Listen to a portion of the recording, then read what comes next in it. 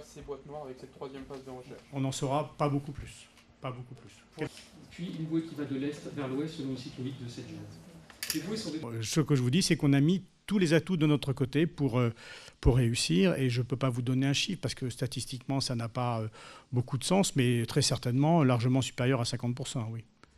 Est-ce que cette recherche est des modèles affinés, c'est-à-dire des modèles qui prennent en compte plus de paramètres, et notamment l'énergie des marées, ou bien des... Un robot d'exploration, donc vous voyez ici, un modèle Triton 3008, donc c'est compatible.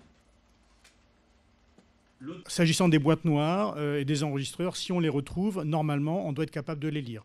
C'est-à-dire que les conditions de certification des boîtes noires, de résistance notamment à la pression, au choc, etc., font que, normalement, ces boîtes noires, on doit être capable de les lire.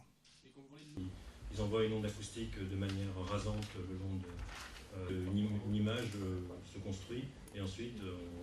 Je pense même qu'on peut dire que c'est une des opérations les plus complexes qui ait jamais été réalisée au fond de la mer. Côté financement, au total, c'est à peu près... l'US Navy avec ce matériel-là, donc le même matériel qui sera utilisé pour la phase 3. Et ça répond à la question de monsieur pour... Qu'est-ce que vous cherchez? On cherche des... Ce qui est évident, c'est que cette recherche, il faut la faire.